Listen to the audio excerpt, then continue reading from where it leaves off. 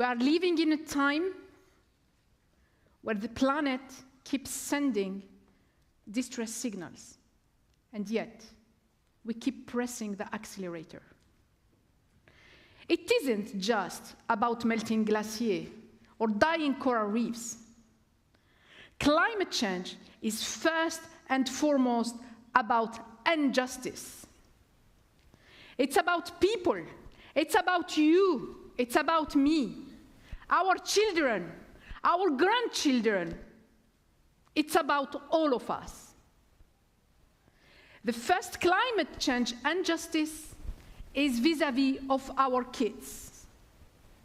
As we can see in this graph, from the Intergovernmental Panel on Climate Change, the IPCC 2023 report, kids born in 2020, who should be 80 by the end of the century, are unlikely to experience aging. Because with the current policies, by the end of the century, global warming will be around 3 degrees in this dark red part, top part of the graph.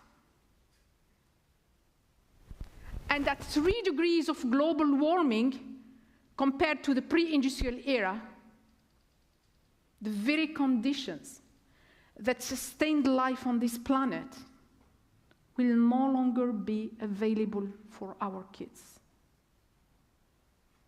They are unlikely to be celebrating their 80th birthday with their grandchildren. The second climate change injustice is vis-à-vis of the countries who did not contribute to climate change. There is more and more scientific evidence that the atmosphere is no longer capable of absorbing our emissions, and its capacity to absorb humanity's emissions is shrinking fast. And guess what? Rich, industrialized countries have used almost most of the space available to absorb our emissions. These countries that you see here in red, from the zero carbon tool, those countries have no longer any carbon budget left for them. The carbon budget is like cake to be shared by the whole humanity, across all countries, across all generations. And more than 3/4 of this carbon cake has already been eaten by those countries in red. And yet, those countries in red, they claim climate leadership by relying on carbon dioxide removal technologies that do not exist at scale. Their plans is to have at some point these technologies that will capture emissions in these countries in red, and by miracle, these emissions will be stored in the underground of the countries in green, those countries who did not contribute to climate change. Thus creating competition in these countries in green between food production, land use for housing and modern services, and the storage of the emissions from the countries in red. The third climate change injustice is within our countries. Let's be honest. Wealth is not going to protect us from climate change impacts.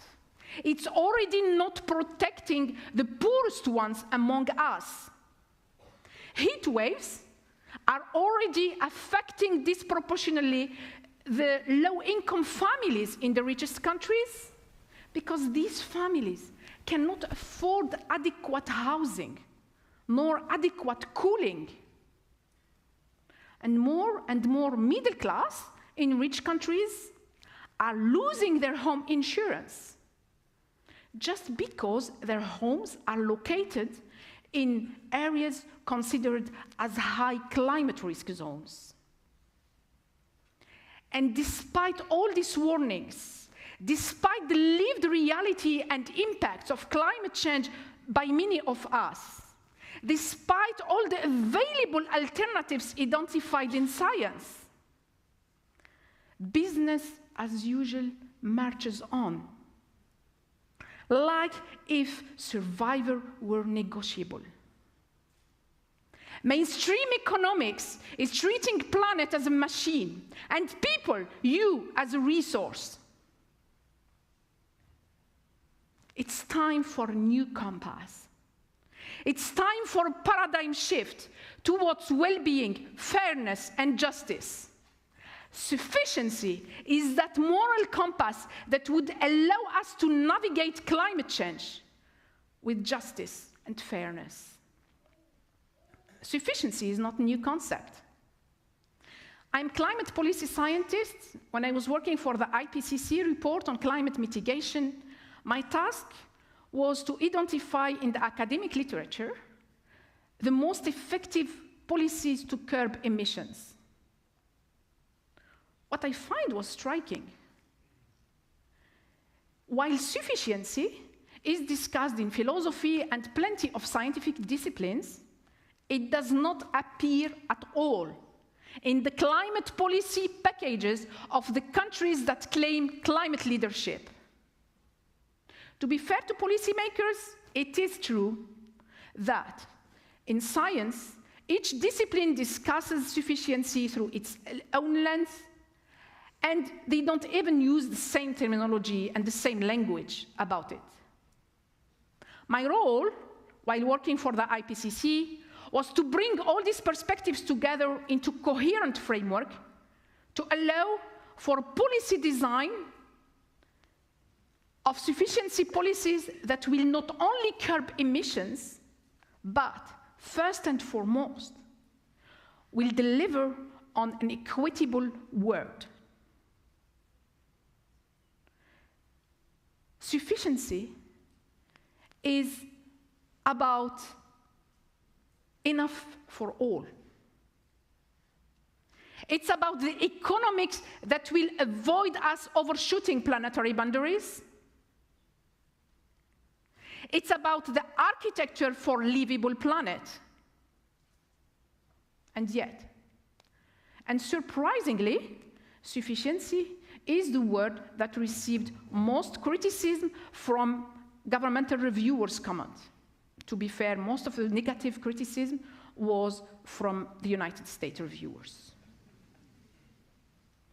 So they dismissed sufficiency as wishful thinking, and of course they proposed to focus on technological innovation, alternative resources. However, despite this dismissal, I managed to keep sufficiency in the IPCC summary for policymakers. That win was not a science win. That win, that was a policy win for our children, for our grandchildren, to give them a chance to live in the planet. Sufficiency is not a utopian dream as described by these reviewers, because sufficiency is already happening. Sufficiency is about those cities built for their citizens, like cooperative housing in Barcelona, where space is shared, rent is fair, and almost all the needs of the people living there can be met by walking or cycling. Sufficiency is about electricity production owned by the community in Kenya, not by invisible investors somewhere on the earth. Sufficiency is about Nadia, a home care assistant in Paris who lives in a Bobo neighborhood that is today not accessible to her, that is walking distance from where she works. Sufficiency is about making the life of people easier. It's about avoiding stress for all of us. Sufficiency is already a reality. And this is what these powerful countries don't want. They don't want equity. They don't want justice for all of us. They only run after profit for the few. Will it happen on time? Let's see the current events. COP30 is starting in a couple of weeks, a couple of days, in Brazil. To be honest, I must confess that I have never been a strong believer of the COP process. However, this time, things may change because the Brazilian presidency has launched the Ethical Stocktake Initiative. If this initiative succeeds, this means those countries in red will be obligated to revise their timeline for their climate neutrality target, considering that they have no longer carbon budget, and that the little piece of the carbon cake that is left is not for them. If this initiative succeeds, this means that the narratives about climate negotiations will change. We will no longer hear about the generosity of these rich countries that will help the poor countries to fight climate change. Instead, we will be discussing the amount of reparations that countries in red owe to countries in green for the damage that countries in red have created. Let me ask you this. How many of the red countries in this map would support the Ethical Stocktake Initiative? How many? Raise your hand. I guess none. Why? Because they don't want it to happen. Fairness is not their driver. And this is exactly why these countries did fight sufficiency in the IPCC report. My dears, to make sufficiency happen, it requires us courage. We must reclaim our citizenship, not as consumers, not as observers, instead, as co-designers of our futures. Let's rise in European strike, in global strike, against this economic system that gambles with our lives. Let's reclaim the right for our kids for life. Let's reclaim the right for our kids to be grandparents. We are today almost 700 people in this room. We are not just speakers and listeners. We are the 700 starters of this global strike. And I count on you to reclaim your citizenship, to reclaim your right to be parents and your right to be grandparents.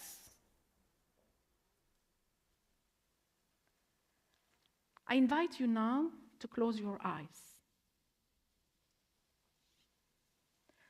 to picture a world where care is the currency, where time is abundant, and where solidarity is the norm. A world where progress is no longer measured by how much we extract, how much we transform, how much we sell, and how much we consume. A world where progress is measured by how well we deliver on well-being for all without overshooting planetary boundaries. Sufficiency is about metamorphosis. So let's sleep.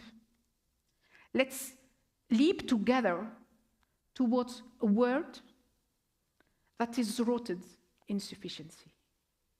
Thank you.